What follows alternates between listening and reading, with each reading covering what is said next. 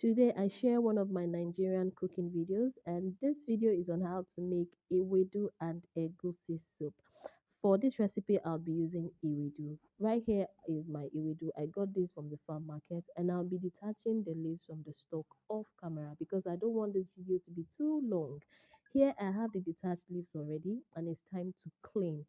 Cleaning Ewedu is a must. You must thoroughly and properly clean your Ewedu leaves. This is because Ewedu grows really close to the ground, and as a result, it is very easy for dirt, stones, and a lot of other things that are not hygienic to get stuck on your Ewedu leaves. In fact, sometimes you will find little snails attached to your Ewedu leaves. Even after removing the snails, you still have to clean the leaves properly. It is advisable that you clean your Ewedu leaves as many times as possible until the water runs clear. In this video, I cleaned my Ewedu leaves twice because the Ewedu leaves were not so dirty, and you would see that the water was already clear even after the first wash. So like I would always say, please like this video, leave your comment, share this video, and of course, I would love it if you subscribe to my channel. Thank you very, very much. I really do appreciate. So here's the reason why you should subscribe to this channel. On this channel, I post amazing Nigerian cooking videos. So if you are a fan and you love to learn more about Nigerian foods and how to prepare them, make sure you subscribe to this channel. In this video, I'll be showing you a cooking hack on how to get super slimy ewedu, and it is here. Just blend your ewedu in your blender. That way, you would not need to use ewedu brooms, and you would get a very lovely texture for your ewedu.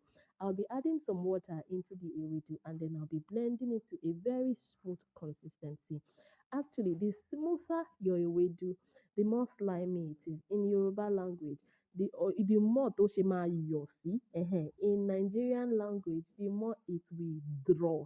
So here I am simply just ensuring that all the leaves get properly blended, and I'll show you what it looks like after blending.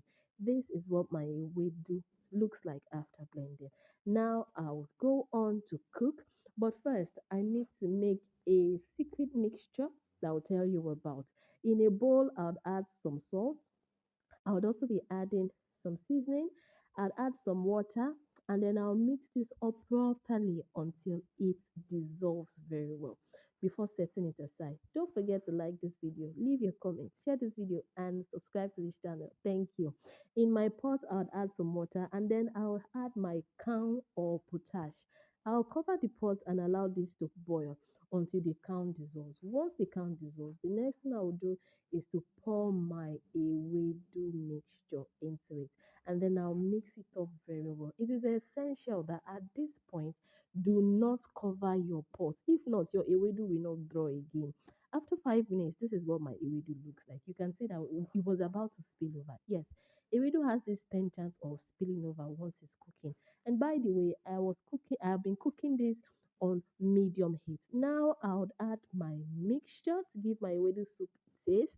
I'll add some crayfish. I'll also be adding some egusi powder. Now I'll mix all of this up very, very well. You see, this is the part where sometimes I miss using Ewedu brooms, because with Ewedu brooms, I don't really need to do so much mixing. In fact, the brooms will do the mixing for me. But because I'm not using Ewedu brooms, at this point, I need to begin to find all the lumps of egusi in my Ewedu soup and begin to break them and scatter them with the spoon. Honestly, this part of cooking Ewedu and egusi soup, sometimes it takes a lot of time, but hey, the effort is worth it. So you just have to do it. By the way, my ewedu is still cooking on medium heat. Yes, on medium heat. Don't forget. I am just simply trying to ensure that all the egusi lumps are properly broken, and after that I'll be cooking my ewedu for 5 more minutes. You can see that my ewedu is super super super slimy. Yes, after 5 minutes, I forgot to add iru. Anyway, I quickly added my iru, and I allowed this to cook for about 2 minutes. Well, my delicious ewedu and egusi soup is ready. If you always buy amala, you know this is how they serve your ewedu.